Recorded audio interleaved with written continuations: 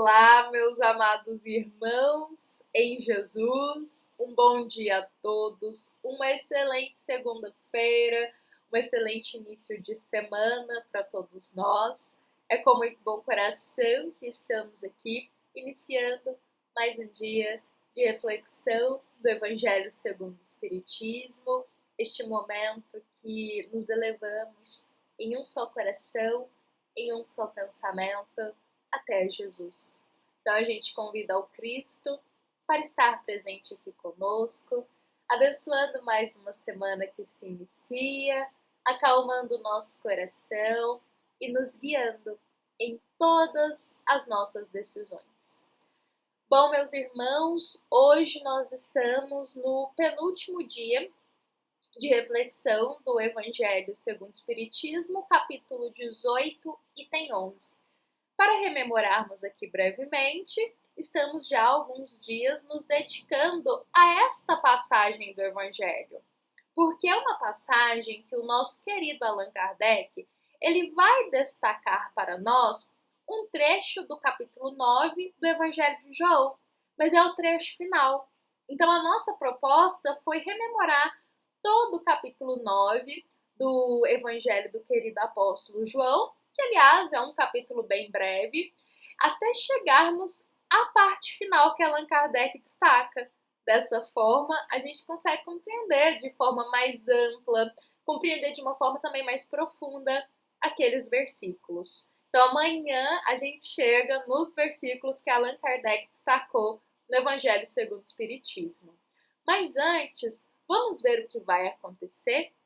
Lembrando que Jesus realizou a cura de um cego de nascença, colocando barro nos olhos dele e pedindo para que ele fosse se banhar na fonte de Siloé. Este homem fez isso e foi curado. Após ele ser curado, muitas pessoas ficaram ali extasiadas com aquela situação. Nunca haviam visto uma cura dessa forma. Então, muitos conduziram esse homem até os fariseus, aos judeus, os quais questionaram ao homem o fato de Jesus ter o curado, não querendo acreditar que Jesus era capaz de realizar uma cura dessa.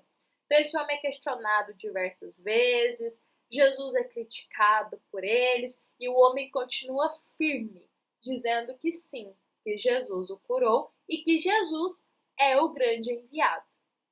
Então, agora aqui vamos ver o que vai acontecer dentro desse cenário. Lembremos, capítulo 9, Evangelho de João. É-nos dito: ora, nós sabemos que Deus não ouve a pecadores. E isto quem está dizendo, pelo contexto, conseguimos compreender que são os judeus. Eles estão ali de frente para aquele homem dizendo: Deus não ouve a pecadores. Mas, se alguém é temente a Deus e faz a sua vontade, a este Deus ouve.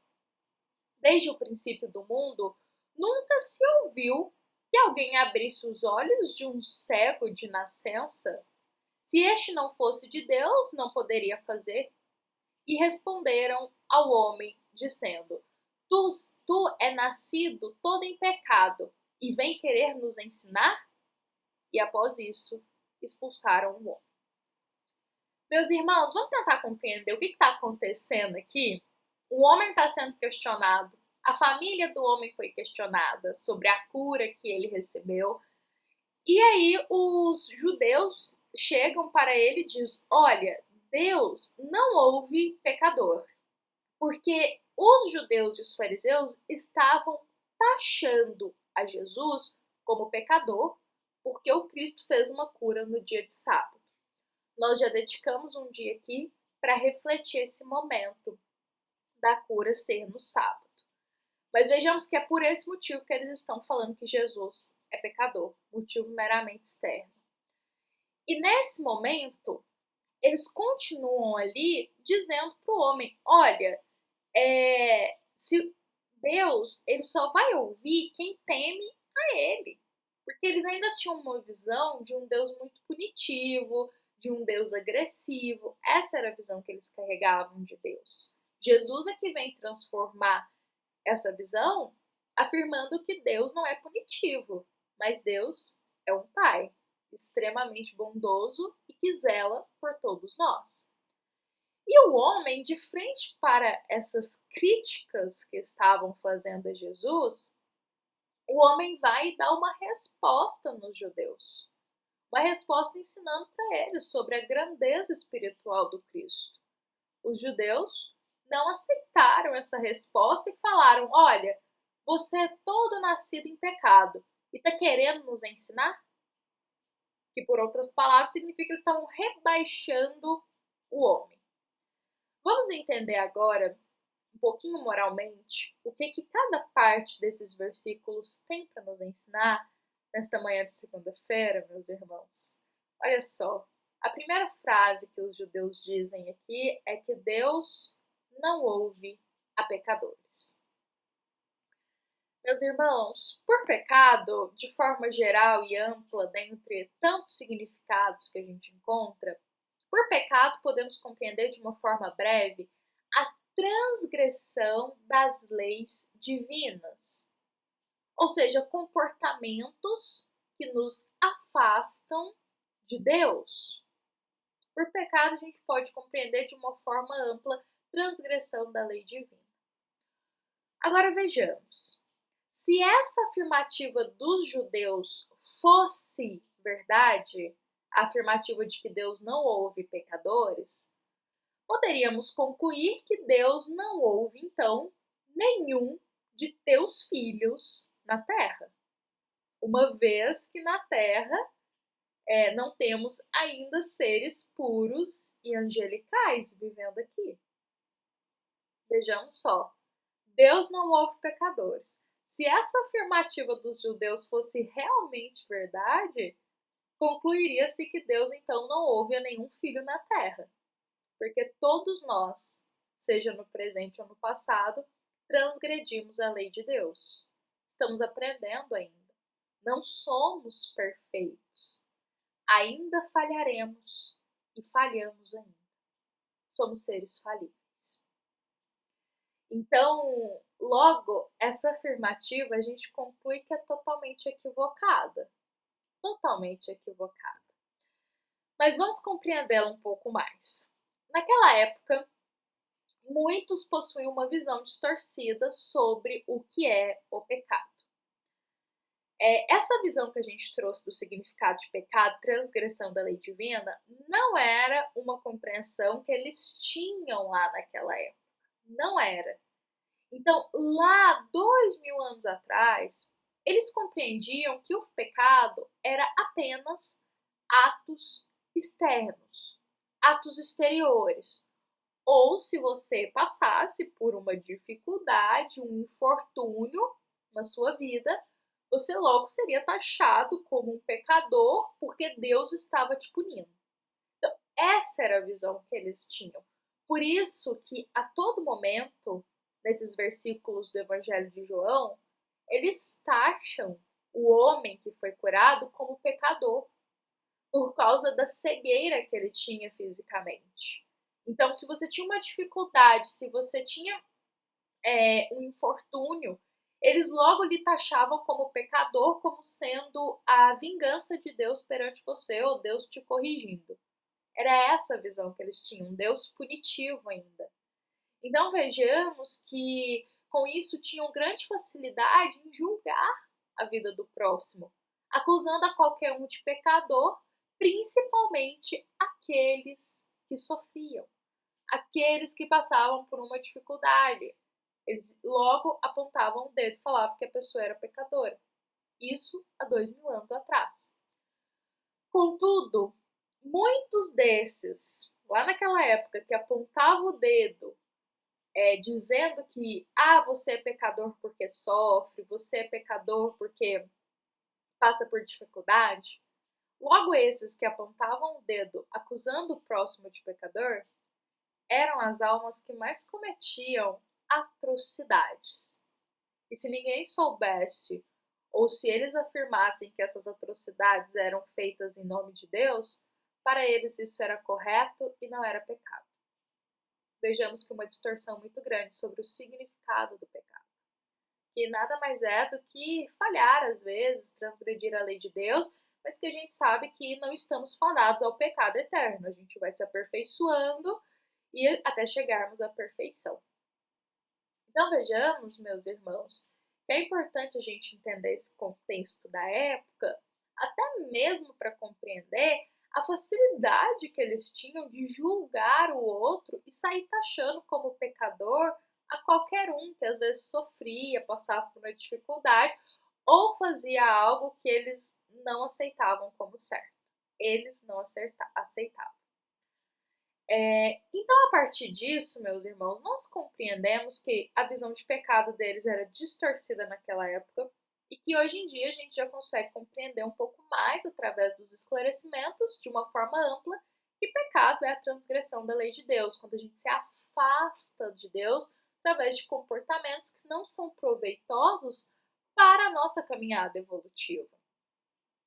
E vejamos que essa afirmativa deles de que Deus não ouve a pecadores, novamente, totalmente equivocada. Porque todos ainda temos erros, todos ainda falhamos, todos ainda somos muito vulneráveis e imaturos em nossa alma. Então, com isso, Deus ouve sim a todos. É importante a gente pontuar isso aqui. Deus, nosso Pai, Ele ouve a todos. Independente de condição moral, independente de condição evolutiva da alma e do espírito. Deus olha por todos os teus filhos e jamais nos abandona. Independente da nossa condição moral, porque não existem preferidos e escolhidos perante a Deus. Todos temos oportunidade de nos melhorar. Todos temos oportunidade de corrigir os nossos erros. Então, na balança divina, todos temos o mesmo peso. Então, vejamos que Deus ouve a todos. É importante frisar bem isso aqui, porque essa afirmativa dos judeus naquela época era a concepção que eles tinham de Deus e ainda uma concepção imatura sobre a forma como Deus nos ama. Agora, meus irmãos, após compreendermos este trecho inicial desses versículos, vale a pena a gente também compreender o trecho final, momento em que os judeus dizem: mas você é nascido em pecado e está querendo nos ensinar? Olha o que os judeus falam para o homem que foi curado. Então, por essas palavras, a gente também tem um ensinamento aí para retirar para a nossa vida.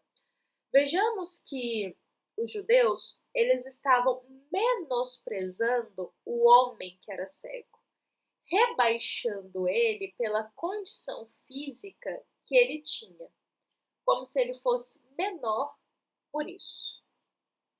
Essa era a realidade do que estava acontecendo. Os judeus estavam menosprezando a situação daquele homem, menosprezando o conhecimento ou até mesmo o que ele falava, por causa da condição física dele e também porque ele tinha sido curado por Jesus. Irmãos, nós precisamos firmar em nosso coração uma coisa a partir desse versículo, que nenhuma condição física diz sobre a grandeza de uma alma. Nenhuma condição física diz sobre a grandeza espiritual de uma alma. Afinal, Jesus nos afirmou vasos límpidos por fora, mas cheios de podridão por dentro. Jesus afirma isso para nos explicar que, olha, muitos possuem a aparência da pureza, mas não possuem a pureza em seu coração. Muitos possuem a beleza na aparência, mas não possuem essa beleza na alma. Por isso que Jesus diz vasos límpidos por fora, mas cheios de podridão por dentro. Inclusive, Jesus vai afirmar isso perante os fariseus, que aparentavam uma pureza que não tinham em seu interior.